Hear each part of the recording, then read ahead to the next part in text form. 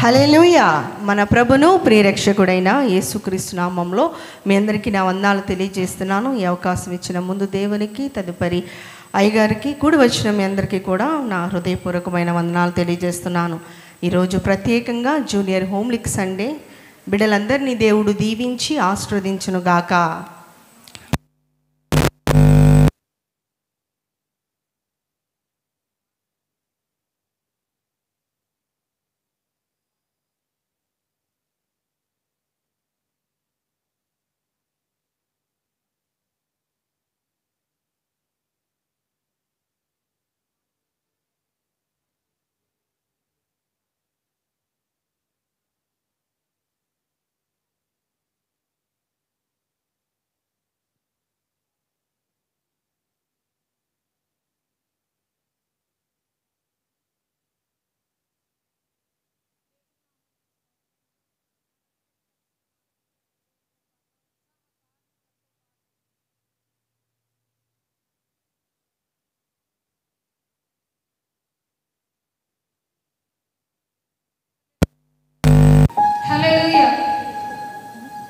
రాజుల రాజైన యేసు రాజు భూజనుల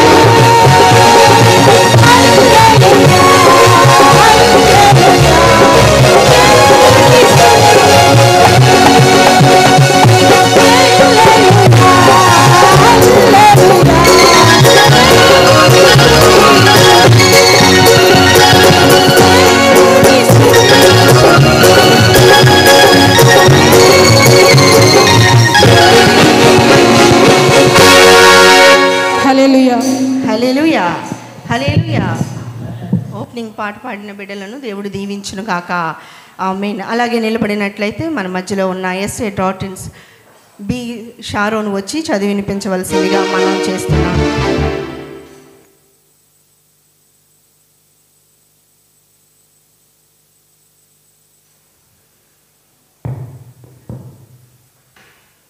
praise lord. రక్షణ సైన్య సిద్ధాంతములు 7, 8, 9. దేవుని ఎదుట పశ్చాత్తాపమును మన ప్రభువైన యేసుక్రీస్తు ఎడల విశ్వాసమును పరిశుద్ధాత్మ ద్వారా పునర్జన్మమును రక్షణకు అగత్యమని మేము నమ్ముచున్నాము. 8. మన ప్రభువైన యేసుక్రీస్తు నందలి విశ్వాసము ద్వారా కృప వలన మనము నీతిమంతులముగా తీర్చబడుతుమనియు నమ్మవారికి వానిలో సాక్ష్యము గలదనియు మేము నమ్ముచున్నాము. 9. క్రీస్తునందు ఎల్లప్పుడూ విశ్వాస విధేయతలు కలిగి యుండుట వలన ఎల్లప్పుడూ రక్షించబడిన స్థితియందు యుండగలమని మేము నమ్ముచున్నాము. దేవుడి సిద్ధాంతాలు దీవించి ఆశీర్వదించుగాక. ఆమేన్. సిద్ధాంతాలు చదివి వినిపించిన బిడ్డను దేవుడు దీవించునుగాక.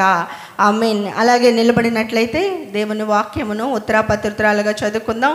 మన మధ్యలో జెస్సీ ప్రియా వచ్చి కీర్తనలు 10వ కీర్తన 1 నుంచి 10 వచనముల వరకు ఉత్తరాపత్రులుగా చదివి వినిపిస్తుంది.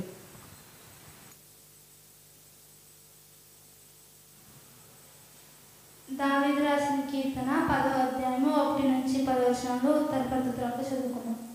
యెహోవా, నీవెందుకు దూరంగా నిలుచుచున్నావు? ఆపత్కాలంలో నీవెందుకు దాగి ఉన్నావు?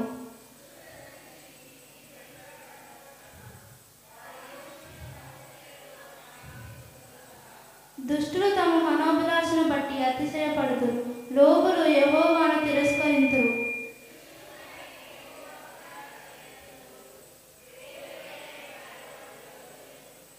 వారెల్లప్పుడూ భయము మానుకొని ప్రవర్తింతురు. నీ న్యాయ వీధులు ఉన్నతమైన వారి దృష్టికి అందుకుండును. వారు తమ శత్రువులందరినీ చూచి తిరస్కరింతురు.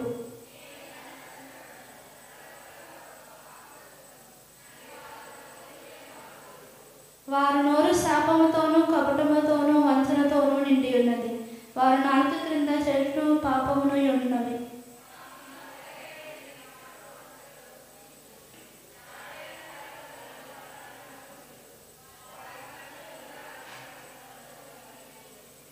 గుహలోని సింహము వలె వారు చాటైన స్థలములలో పొంచియుందురు. బాధపడు వారిని పొంచియుందురు. బాధపడు వారిని తమ వలలోనికి లాగి పట్టుకొందురు. కాగా నిరాధారులకు నలిగి వంగుదురు. వారి బలాత్కారము వలన నిరాధారు కలుగుదురు. ఆమేన్. దేవుని పరిత్వాసం తీర్చుగాక. ఆమేన్. రెస్పాన్స్ బైబిల్ రీడింగ్ చదివి వినిపించిన బిడ్డను దేవుడు దీవించి ఆశీర్వదించునుగాక. ఆమేన్. అలాగే మోకరించినట్లయితే ప్రార్థన చేసుకుందాం. ప్రార్థన పల్లవి పాడిన తదుపరి శిబరాణి మనల్ని ప్రార్థనలో నడిపించవలసిందిగా మనం చేస్తున్నాను. ఆ ప్రభు సాన్నిధి మోకరించి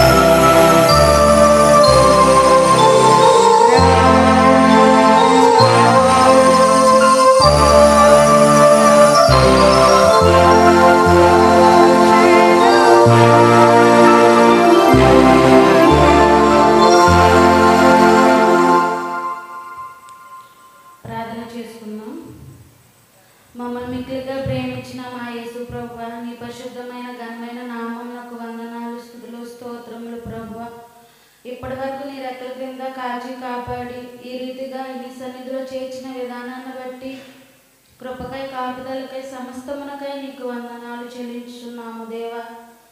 గడిచిన ఆదివారం నుండి ఈ ఆదివారం వరకు నీ కాపుదల దయచేసి మరల నీ సన్నిధిలో చేరి నిన్ను స్తుతించడానికి, మహిమపరచడానికి, గణపరచడానికి నేను ఇచ్చిన ఈ సమయం బట్టి నీకు వందనాలు ప్రభువా. యేసయ్య, ప్రత్యేకంగా ఈరోజు జూనియర్ హోమ్లీగ్ జరిపించుకుంటున్న సంఘంలో మీరు తోడుగా ఉండండి ప్రభువా. యవనస్తులను దీవించండి తండ్రి. ప్రతి విషయంలో నీ కాపుదల దయచేయండి దేవా. నీ సన్నిధిలో ఎదగడానికి ప్రభు సహాయం దయచేయండి. చదువుల్లో మీరు తోడుగా ఉండండి ప్రభువా. వారు ఏ పని చేయించుండగా ప్రభువా నీ కాపుదల ప్రసన్నత చూపించమని అడుగుచున్నాము దేవా. స్తోత్రములు ప్రభువా. ఇప్పటి వరకు నీ పాటలతో నేను స్తుతించడానికి నేను ఇచ్చిన సమయం బట్టి నీకు వందనాలు ప్రభువా. వాక్యంలోకి వెళ్ళబోచుకుండగా ప్రభువా మీరే మాతో మాట్లాడు ప్రభువా. మా మనసులకు నెమ్మది దయచేయమని అడుగుచున్నాము దేవా. స్తోత్రములు ప్రభువా. యేసయ్య, ఈ ఆరాధన అంతట్లో మీరే తోడుగా నీడుగా ఉండి మమ్మల్ని క్షేమంగా ఇంటికి నడిపించే వరకు నీ కాపుదల దయచేయమని యేసు పరిశుద్ధ నామమున వేడుకొని ప్రార్థన చేయుచున్నాము తండ్రి. ఆమేన్. పరలోక ప్రార్థన వెళ్ళేచుకుందాం. పరలోకమందు మా యొక్క తండ్రి, నీ నామము పరిశుద్ధ పరచబడుగాక. నీ రాజ్యం మాకొచ్చును గాక. నీ చిత్తం పరలోకమందు ఎలాగో అలాగే భూమి నెరవేరును గాక. మానుదినాహారం నేడు మాకు దయచేయము. మా ఇళ్ళ అపరాధము చేవారి మేము క్షమించినట్లు మా పదము క్షమించు. మమ్మల్ని శోధన తేక కిన్నుడి తప్పించుము. రాజ్యము, శక్తి, మహిమ నిరంతరం నీవైనావు తండ్రి. ఆమేన్. హల్లెలూయా, హల్లెలూయా. ప్రార్థించిన బిడ్డను దేవుడు దీవించి ఆశీర్వదించునుగాక. ఆమేన్. ఈ సమయంలో సాక్ష్యాలకి తరుణం ఇవ్వబడుతుంది. దేవుడు చేస్తున్న మేలును సాక్ష్యరూపంగా తెలియచేయాలని ఆశ కలిగిన వారు ఎవరైనా ఉన్నట్లయితే సిద్ధపడవలసిందిగా మనం చేస్తున్నాను. ఈ కార్యక్రమాన్ని ఎస్తేరు రాణి వచ్చి లీడ్ చేయవలసిందిగా మనం చేస్తున్నాను.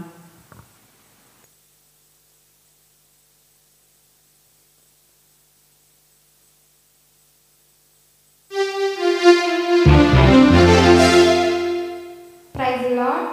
సాక్ష్యాలకి సమయము. దేవుడు చేసిన మీ కుటుంబంలో కార్యాల గురించి ఎవరైనా సాక్ష్యంగా తెలపాలని అనుకుంటే మన కీర్తన పుస్తకం నుంచి 15వ పాట పల్లవి వచనం పాడుచుండగా సాక్ష్యం చెప్పాలి. స్తోత్రించే కీర్తింతుము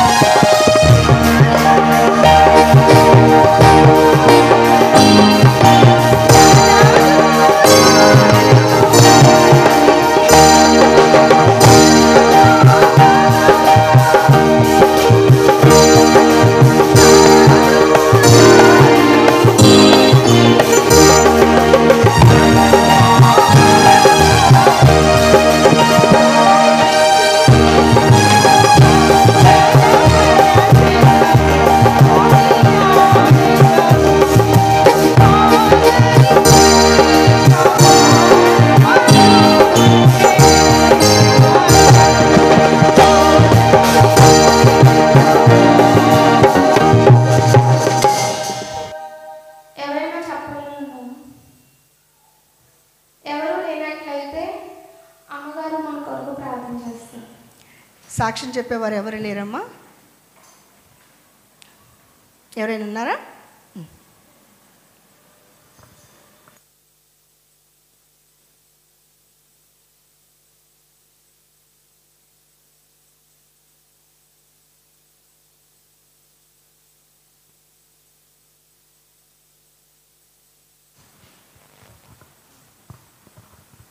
హల్లెలూయా. ఈ సమయించిన దేవాదేవునికి సేవకులకి యవన బిడ్డ ఇస్తరికి వందనాలు తెలియజేస్తున్నాను.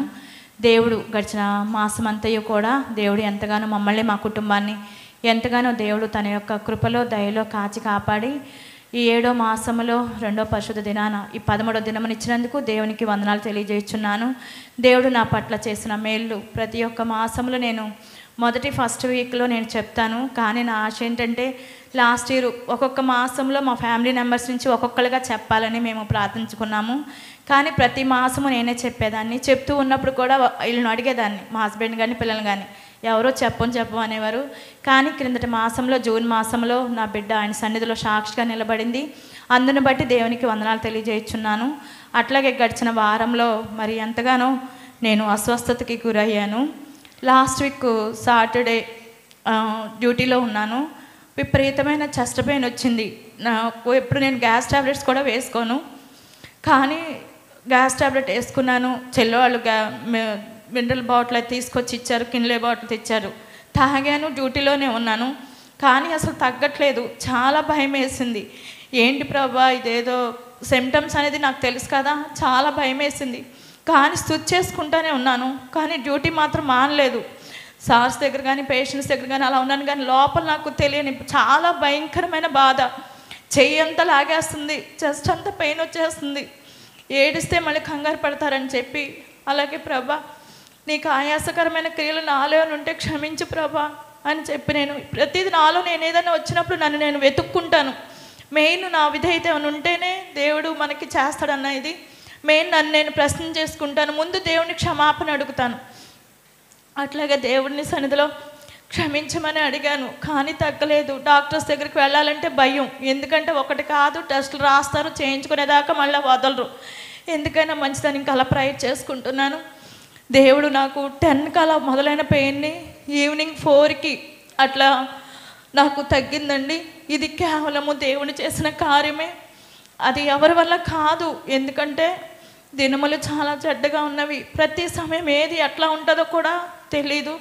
కానీ దేవుడు ఆయన మహాకృపను బట్టి తన గాయపడిన హస్తంతో నన్ను స్వస్థపరిచి, ఆ రోజు నేను ఇంటికి కూడా క్షేమంగా వెళతానని అయితే నేను ఊహించలేదు. నాకేదో అయిపోతుంది, నేను ఇటు నుంచి ఇటు ఏదో హాస్పిటల్కి వెళ్తానని భయపడ్డాను. కానీ నా దేవుడు నమ్మదగిన దేవుడు, మా ప్రతి పరిస్థితి ఎరిగిన దేవుడు. కానీ నాకు ఎటువంటిది ఏది లేకుండా క్షేమాన్ని ఇచ్చి కృపనిచ్చి, ఒక డాక్టర్ కన్సల్టెంట్ కూడా లేకుండా ఆయన గాయపడిన హస్తముతో నన్ను స్వస్థపరిచిన విధానంను బట్టి దేవునికి వందనాలు తెలియజేస్తున్నాను. అలాగే నిన్నటి దినాన మరి నా బిడ్డ అది ఎగ్జామ్ కానీ వెళ్ళింది విజయవాడ సర్టిఫికేట్స్ వెరిఫికేషన్ కోసం. చాలా మరి దేవుని పనిలో కూడా సండే స్కూల్ టీచర్గా దేవుని పనిలో ఎంతగానో వాడబడుతుంది. అందుని బట్టి దేవునికి వందనాలు తెలియజేస్తున్నాను. అందుకు ప్రోత్సహించిన సేవకులు కూడా నేను వందనాలు తెలియజేస్తున్నాను. నిన్నటి దినాన తనకి ఎగ్జాము, మొన్నటి నైట్ నుంచి తనకు అసలు విపరీతమైన కోల్డ్ చేసేసింది. ఎందుకు ఏంటని కూడా తెలీదు. ఫీవర్ వచ్చేసింది, విపరీతమైన కోల్డ్ చేసేసింది. నిన్న ఉదయాన్నే మళ్ళీ విజయవాడ వెళ్ళాలి. ఏంటి ప్రభా శోధన వెంబడి శోధన, నాకు స్వస్థతనిచ్చామంటే నా బిడ్డల ఎగ్జామ్ వెళ్తుంది, జయము నువ్వు ప్రభా అని ప్రార్థన చేసుకున్నాను. దేవుడు తన కృపను బట్టి నా బిడ్డ అందులో వాల్యుబుల్ అయింది, పాస్ అయింది. తనతో పాటు వెళ్ళిన స్నేహితులు 2-3 ఫెయిల్ అయ్యారు. కానీ నా బిడ్డని నా యేసయ్య అన్యజనులు ఎదుట తలగా ఉంచి తనకిచ్చిన విజయమును బట్టి కూడా నేను దేవునికి వందనాలు తెలియజేసుకున్నాను. ఇంకను ఇలాగూ ఆయన సన్నిధిలో నిత్యము ఆయన సన్నిధిలో ఉన్నట్లుగా నా కుటుంబం కొరకు, నా ఇరుపక్షాల తల్లిదండ్రుల కొరకు, అట్లాగే నేను ఇంకను దేవుని సన్నిధిలో యోగ్యమైన బిడ్డగా ఎదుగులాగా నా కుటుంబం కొరకు, నా కొరకు ప్రార్థించండి. నా పట్ల చేసిన మేలులన్నిటిని బట్టి దేవునికి వందనాలు చెల్లించుకుంటూ ఈ సాక్ష్యాన్ని ముగిస్తున్నాను. ఆమేన్. ఈ చిన్న సాక్ష్యం దేవుడు దీవించుగాక. ఎవరు లేనట్లయితే భారతి నిమిత్తం ప్రార్థన చేయవలసిందిగా మనం చేస్తున్నాను. ప్రార్థన. మహాగణుడైన దేవ, మహోన్నతుడా, నీ బంగారు పాదలకు స్తుతులు స్తోత్రం నాయన. సాక్షి బిడ్డగా నువ్వు నిలబెట్టుకున్న రీతిని బట్టి నీకు వందనాలు. నీ ప్రియకుమార్తె బలహీన సమయంలో తండ్రి మీరు బలపరిచి ఆరోగ్యవంతురాలుగా తండ్రి నీ మందిరంలో నిలబెట్టిన రీతిని బట్టి నీకు వందనాలు. వారి కుమార్తె విషయంలో, వారి భర్త విషయంలో, చిన్న బిడ్డ విషయంలో తండ్రి మీరు చేస్తున్న మేలుకే నీకు వందనాలు, స్తుతులు స్తోత్రం నాయన.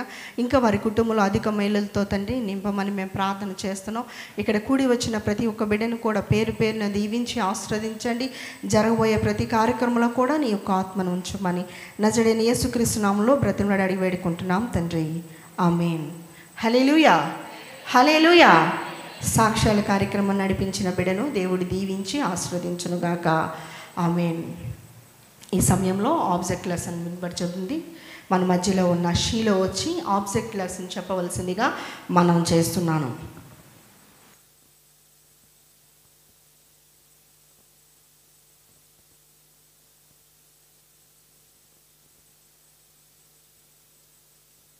Praise the lord.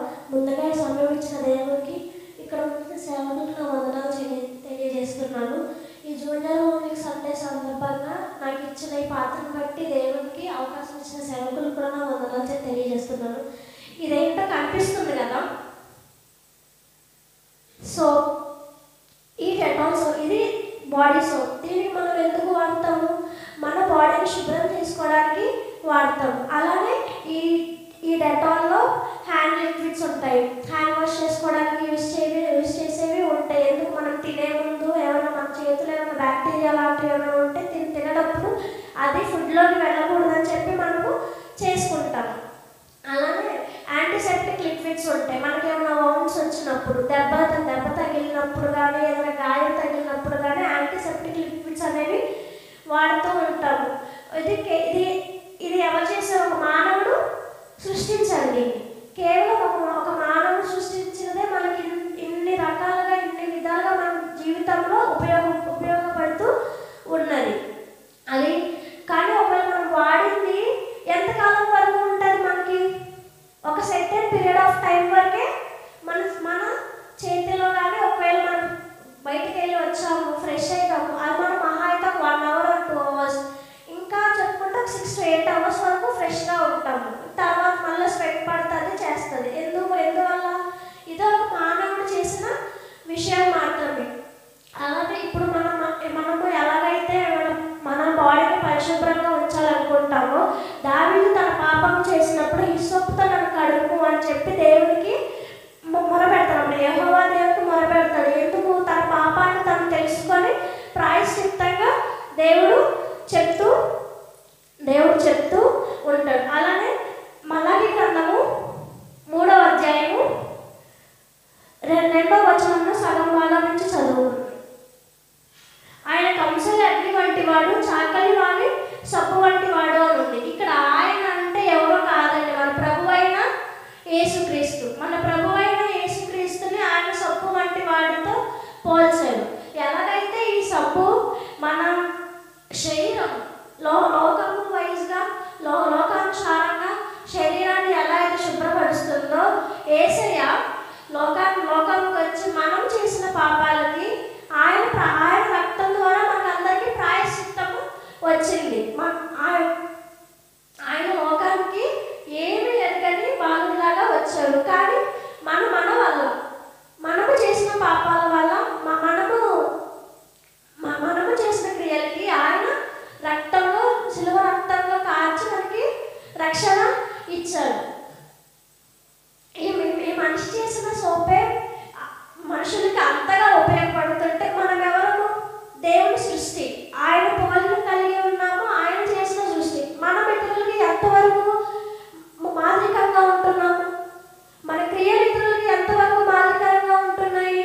మన ప్రవర్తన, మన నడవడిక, ప్రతిదీ ఆయన బిడ్డలం అంటే చెప్పుకోవడం కాదండి. మనం అలా నడవగలిగి ఉండాలి. మన ప్రతి పనిలో, ప్రతి దాంట్లో కూడా మనం అలా నడవగలిగి ఉండాలి. దేవుడి సృష్టి కన్నా మానవ సృష్టి అంటే చెప్పండి, 0, నథింగ్. దేవుడు అంటే ఇప్పుడు మనము ఉంటున్నామంటే ఫ్యాన్, లైట్, ఆఖరికి మైక్ కూడా ఎవరో ఒక మానవుడు సృష్టించింది. కానీ వీటన్నిటిని ఓవర్కమ్ చేసే శక్తి మనకుంది. ఎందుకు? మనం దేవుని సృష్టి.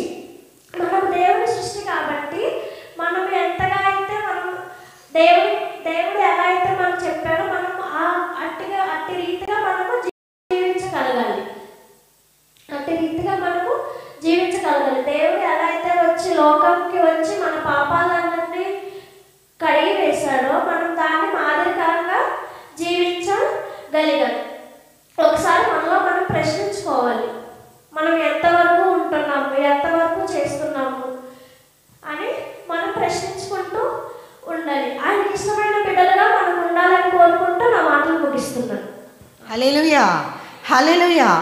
ఆబ్జెక్ట్ లెసన్ వినిపించిన బిడ్డను షీలోను దేవుడు దీవించి ఆశీర్వదించును గాక. ఆమేన్.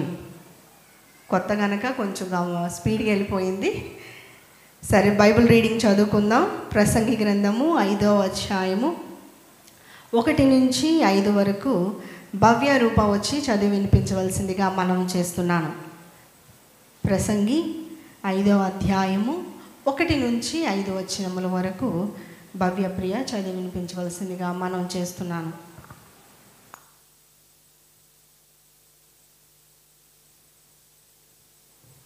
పరిశుద్ధ గ్రంథం నుండి ప్రసంగి 5వ అధ్యాయము 1 నుంచి 5 వచనములు. నీవు దేవుని మందిరమునకు పోవునప్పుడు నీ ప్రవర్తన జాగ్రత్తగా చూచుకొను. బుద్ధిహీనులు అర్పించినట్లుగా బలి అర్పించుట కంటే సమీపించి ఆలకించుట శ్రేష్టము. వారు తెలియకయే దుర్మార్గపు పనులు చేయుదురు.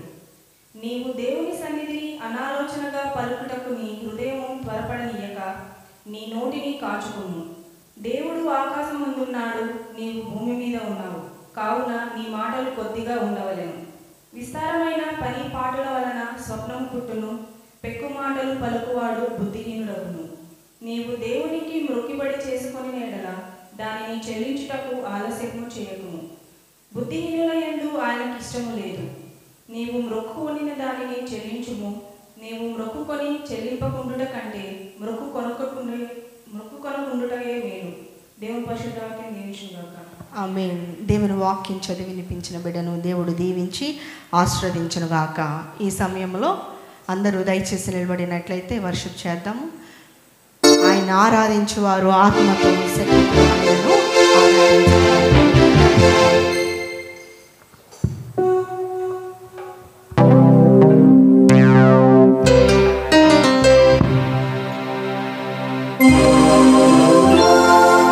హల్లెలూయా. మన సైన్య కీర్తన పుస్తకం నుంచి 505వ మాట. యవనస్తులందరూ కూడా ముందుకు వస్తున్నారు ఈ ఆరాధనా క్రమాన్ని కోరస్లో ఉండి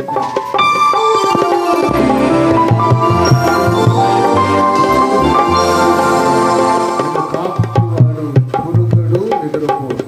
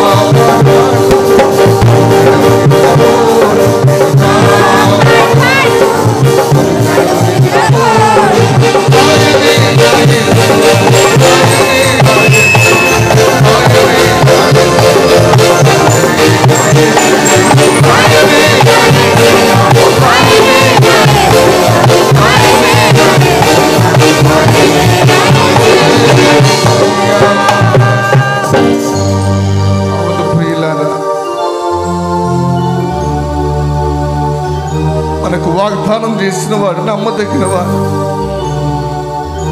మనల్ని కాపాడువాడు ఆయన. ఇజ్రాయేలును కాపాడువాడు, కునుకోడు నిద్రపోడని వాగ్దానం ఇచ్చిన రీతిగా మనం తప్పిపోయినా, మనం పడిపోయినా, కొన్నిసార్లు మనం చెడిపోయిన స్థితిలోకి వెళ్ళినా కూడా మనల్ని కాపాడుతూ ఉన్నాడు ఆయన, మనల్ని కరుణిస్తూ ఉన్నాడు ఆయన. తన కృపను మనకు అనుగ్రహించి మన జీవితాల్లో, మన కుటుంబాల్లో ఎప్పుడు ఏది అవసరమో అవన్నీ ఇస్తూ ఉన్నాడు ఆయన. కొన్నిసార్లు భయంకరమైన పరిస్థితులు, భయంకరమైన బలహీనతలు, భయంకరమైన శోధనలు మన కృంగదీయాలని చూసిన, మన పడదోయాలని చూసిన, నమ్మదగిన దేవుడైన యేసయ్య మనల్ని ఆదుకుంటూ ఉన్నాడు. నమ్మదగిన దేవుడైన యేసయ్య మనల్ని నడిపిస్తూ ఉన్నాడు. పడిన స్థితి నుంచి లేవనెత్తుతూ ఉన్నాడు. కొదమ సింహమై ఆయన రాబోతూ ఉన్నాడు. కొదమ సింహమై రాబోతూ ఉన్నాడు. ఆయన ఎదుర్కొనే ధైర్యం నీకుందా? ఆయన ఎదుట మనం నిలబడగలమా?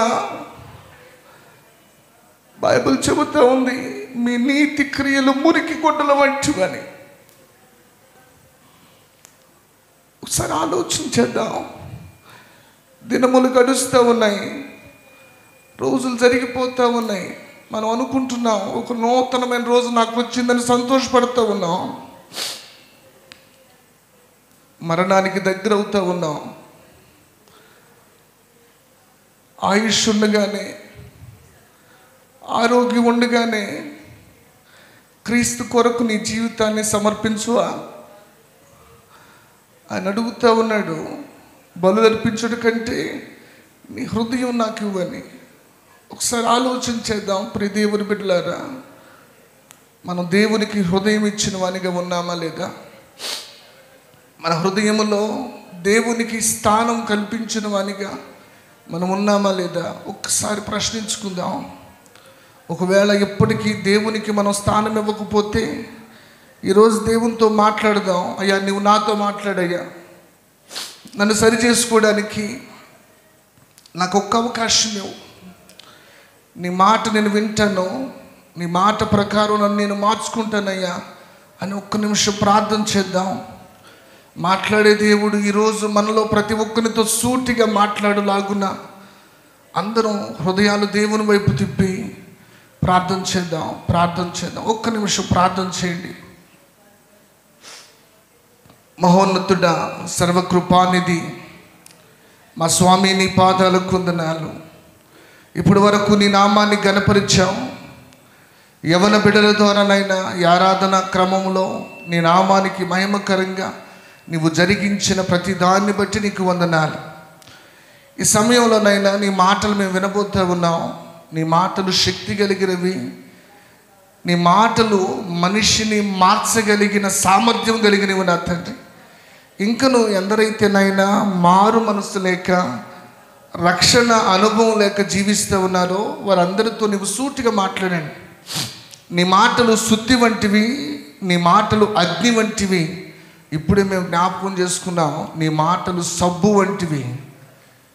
మమ్మల్ని శుద్ధి చేయండి, మా అంతరంగాన్ని శుద్ధి చేయండి. జీవం కలిగిన మాటలు మీరు మాతో మాట్లాడండి. నిలబడిన నేను జ్ఞానిని కాదు, కానీ నా నోటి మాటలు, నా హృదయ ధ్యానము నీ దృష్టికి అంగీకారముగా ఉంచి అల్పుడను అయోగ్యుడనైన నన్ను నీ సిలువ చాటును మరుగుపరిచి నీ మాటలు స్పష్టంగా నాతో మాతో మాట్లాడి మరొక మారు మమ్మును మేము పరిశీలించుకునే ధన్యత మాకు దయచేయమని యేసు నామాన్ని అడుగుచున్నాము తండ్రి. ఆమేన్, ఆమేన్, ఆమేన్. దయచేసి కూర్చుందాం.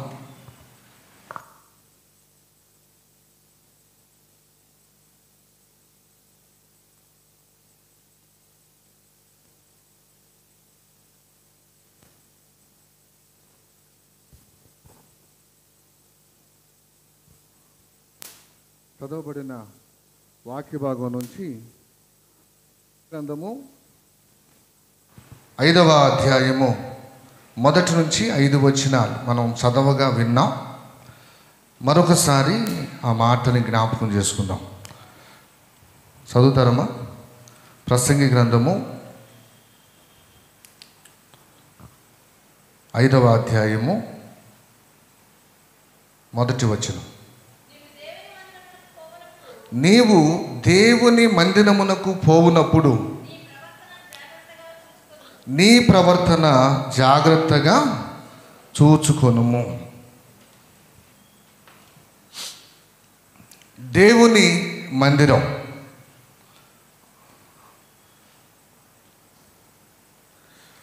ఇక్కడ ప్రసంగి, ఈ గ్రంథకర్త ఎవరు అంటే ఎక్కువ జ్ఞాని అయిన సొలొమోను ఈ ప్రసంగి గ్రంథాన్ని రాసి ఉన్నాడని చరిత్ర చెబుతా ఉంది. ఇది క్రీస్తు పూర్వం 935వ సంవత్సరములో జ్ఞాని అయిన సొలొమోను ప్రసంగి గ్రంథాన్ని రాశాడు. ప్రతి గ్రంథానికి కూడా ఒక మూల అంశం అనేది ఉంటుంది. మూల అంశం, థీమ్ అంటాం దీన్ని. ఏంటి అంటే ఈ లోకములో సమస్తము వ్యర్థమే అంటాడు ప్రసంగి. ఈ లోకములో సమస్తము వ్యర్థమే. మీరు ప్రసంగి గ్రంథాన్ని చదివితే లోకములో ఉన్నది అంతయు కూడా వ్యర్థమే అంటాడు. కానీ మరలా చెబుతాడు, యెహోవా యందు భయభక్తులు కలిగి ఉండుట అన్నిటికీ మూలము అని. వ్యర్థమైన లోకములో దేవుని యందు భయభక్తులు కలిగి ఉంటే దేవుడు మనకు కావలసిన వాటన్నిటిని కూడా ఇస్తాడు అనేది ప్రసంగి యొక్క ముఖ్య ఉద్దేశం. దీన్ని జ్ఞాన గ్రంథము అని కూడా అంటారు. ప్రసంగిని ఏమంటారు? జ్ఞాన గ్రంథము అంటారు. ఈరోజు నేను చెప్పాలనుకున్న అంశం ఏంటంటే మీకు ఆల్రెడీ తెలిసే ఉంటుంది.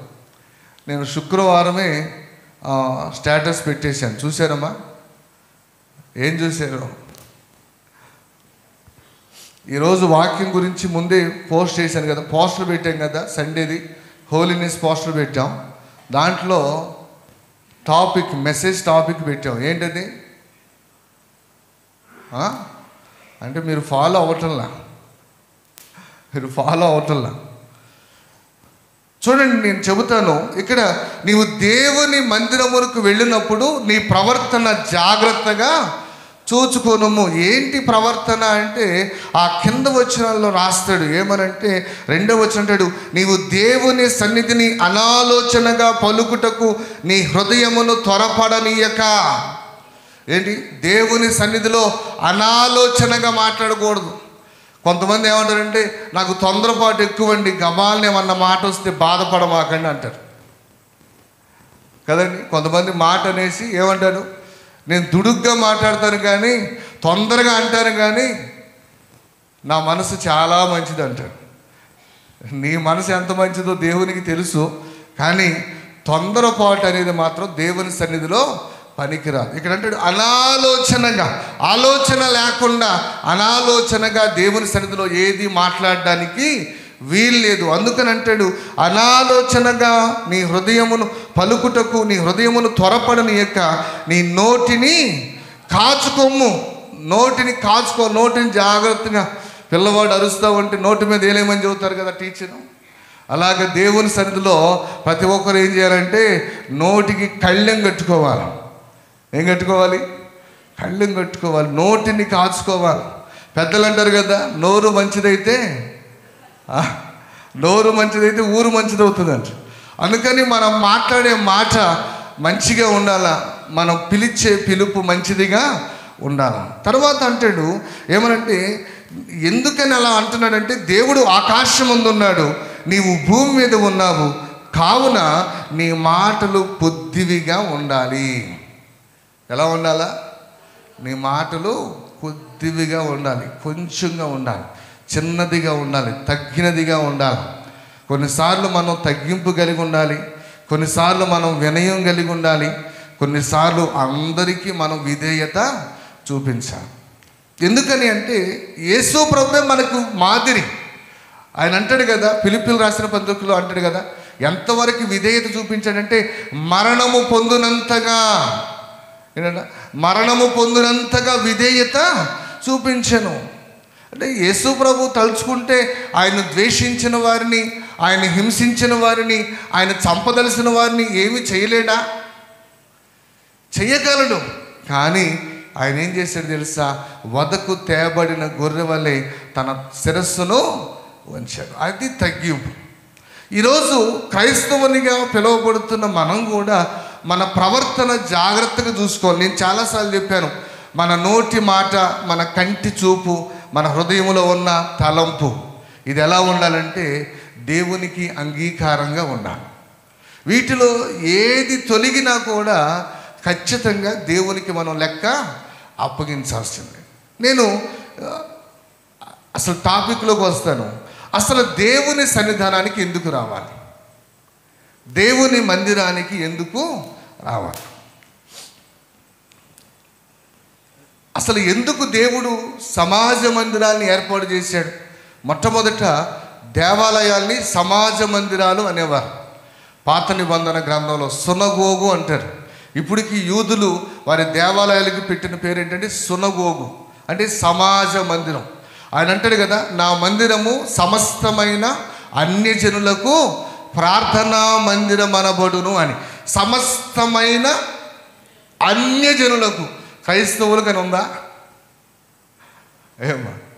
సమస్తమైన అన్యజనులకు అంటే క్రీస్తుని ఎరగని వారు కూడా రావచ్చు, క్రీస్తుని నమ్మని వారు కూడా రావచ్చు. అంటే ఎవరైనా రాగలిగిన ఒకే ఒక్క స్థలం ఏంటంటే సమాజ మందిరం.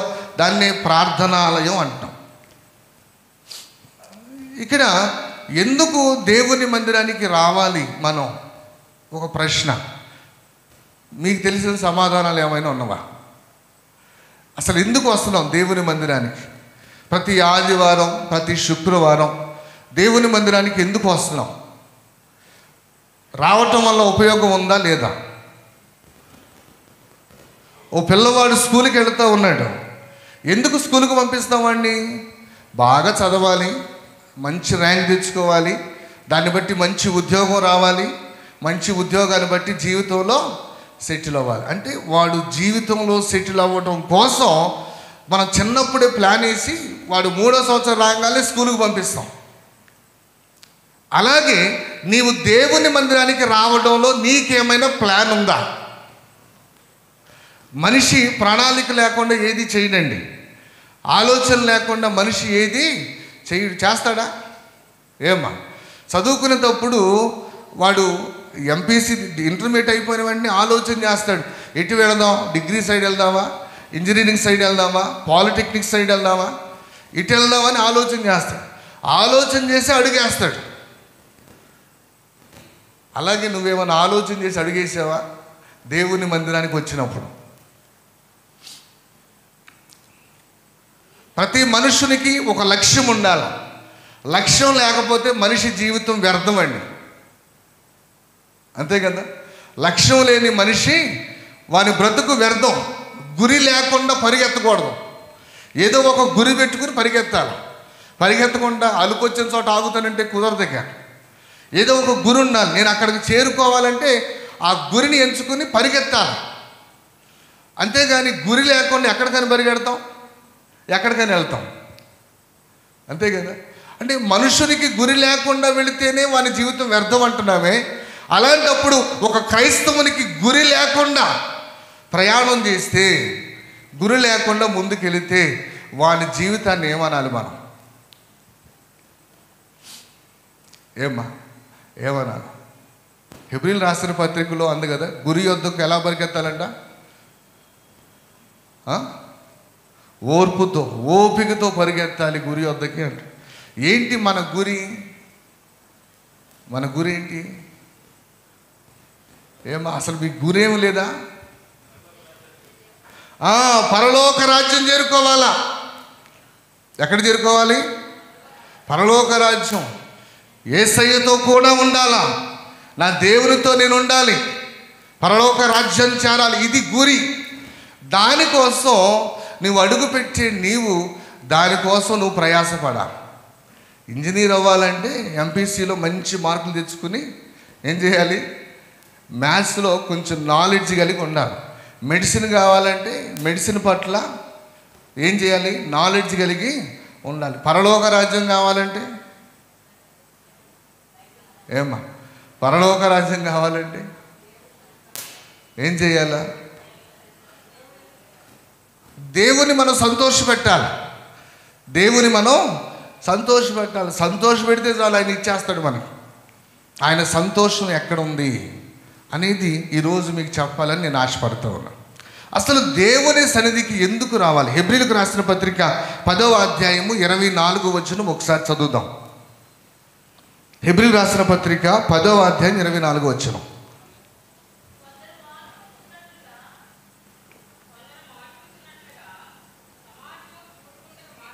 అమ్మా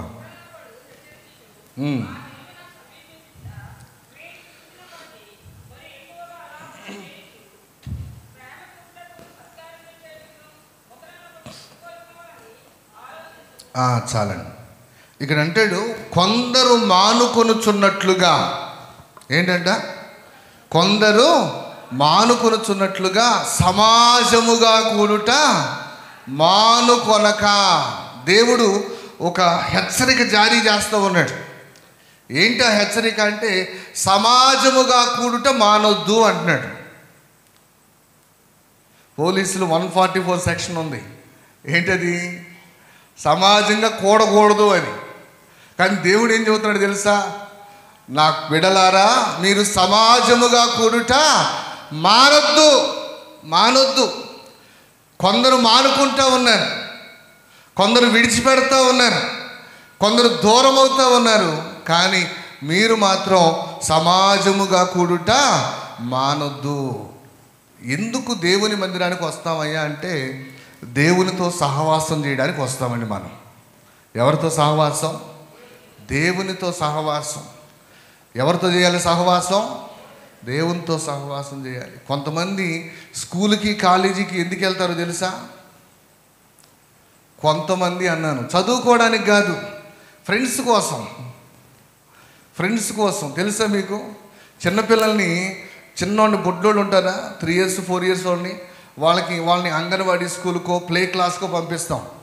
వాడు వెళ్తాడు, మొదటి రోజు ఎవరో ఒకడు పరిచయం అవుతాడు అక్కడ. వాడితో చక్కగా ఆడతాడు. అంటే వాడికి తెలియదు, వాడికి ఉన్న జ్ఞానంతో చక్కగా ఆడతాడు. వీడితో స్నేహం చేస్తే బాగుండు అనుకుంటాడు. ఈ రెండో రోజు ఎందుకోసం వెళ్తాడు తెలుసా? అక్కడికి వెళితే చాలామంది పిల్లలు ఉంటారు, వాళ్ళతో ఆడుకోవచ్చు. ఇంటి దగ్గర అయితే ఏముంది, లేచిన దగ్గర నుంచి మా అమ్మ మొక్కమే చూడాలి నేను, అక్కడికి వెళ్దామని చెప్పి పరిగెడతాడు. పెద్దవాళ్ళైనా అంతే కదండి. కాలేజీ స్టూడెంట్స్ అయినా ఫ్రెండ్స్ కోసం కాలేజీకి వెళ్ళే వాళ్ళు చాలామంది ఉన్నారు. అలా మీరు ఈ లోకానుసారమైన స్నేహితుల కోసం రాకూడదు చర్చికి. ఆదివారం అయితే ఎక్కడెక్కడో ఉంటాం కదా, ఆదివారం కలుసుకుంటాంలే, ఆదివారం కాసేపు ముచ్చటించుకుందాంలే, చర్చి అయిపోయినా కానీ రాకూడదు మందిరానికి. కొంతమంది ఈ ఆలోచనలు కూడా ఉంటాయి. నేను మరలా చెబుతా ఉన్నా, నేను అక్కడి నుంచి వచ్చినండి ఇక్కడికి. చాలామంది అనుకుంటారు ఎక్కడెక్కడో ఉంటాం కదా, ఆదివారమేగా కలిసేది, కాసేపు మాట్లాడుకుందాం వెళ్దాము అని. ఎవరి కోసం రావాలంటే నిజ స్నేహితుడైన యేసయ్య కోసం నువ్వు రావాలి. యేసయ్యతో సహవాసం చేయడానికి నువ్వు రావాలి. యేసయ్యతో మాట్లాడడానికి నువ్వు రావాలా. యేసయ్య మాట వినడానికి నువ్వు రావాలా. అందుకని అంటాడు కొందరు మానుకొనుచున్నట్లుగా సమాజముగా కూడుట మానక ఆ దినము సమీపించిన కొలది. ఏ దినము? ఏ దినము? యేసయ్య వచ్చే దినము సమీపించిన కొలది మీరేం చేయాలంట? సమాజంగా కూడాలి. సమాజం కూడాలి. యేసు ప్రభు చనిపోయాడు, చనిపోయి తిరిగి లేచాడు. చనిపోయినప్పుడు ఏం చేశారంటే శిష్యులు ఎవరి కాళ్ళు పారిపోయారు, చెదిరిపోయారు.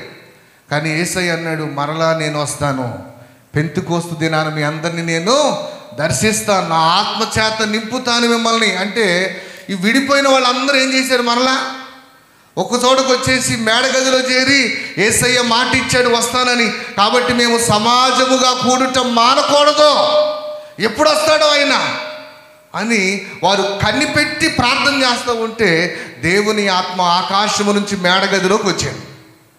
ఈరోజు మరలా ఆయన వాగ్దానం చేశాడు, నేను వస్తాను మరలా అని. వాగ్దానం చేసిన వాడు నమ్మదగిన వాడు, ఆయన ఖచ్చితంగా వస్తాడు. ఆయన వచ్చినప్పుడు నీవు సహవాసాన్ని పోగొట్టుకోకూడదు, సహవాసాన్ని పోగొట్టుకోకూడదు. దేవునితో సహవాసం చేసేవారికి ఉండాలి. ఇక్కడ ఒక మాట రాస్తా ఉన్నాడు, ఎందుకు మనం రావాలి అంటే ఒకరినొకరు పురిగొల్పడానికి అంటాడు. దేనికంట? ఒకరినొకడు పురిగొల్పడానికి. దేవుని సన్నిధికి వచ్చిన తర్వాత ఒకరినొకరు ఏం చేయాలంట? పురిగొల్పాలి. ఇక్కడ కొన్ని మాటలు చెప్పాడు, అవన్నీ మనం ధ్యానం చేస్తే లేట్ అయిపోద్ది. ప్రేమ చూపుటకును సత్కార్యములు చేయుటకును ఒకరినొకడు పురిగొల్పవాలని అంటాడు. ఒకరినొకరు పురిగొల్పాలి. కీర్తన గ్రంథంలో ఒక మాట ఉంది, సామెతల గ్రంథం 27వ అధ్యాయం 17వ వచనం మనం చూస్తే ఇనుము చేత ఇనుము పదునగును అంటాడు. ఏంటది? సామెతల గ్రంథం 27:17 ఇనుము చేత ఇనుము పదునగును. ఒక ఇనుమును పదును చేయాలంటే దేంతో పదును చేస్తారంటే ఇనుముని?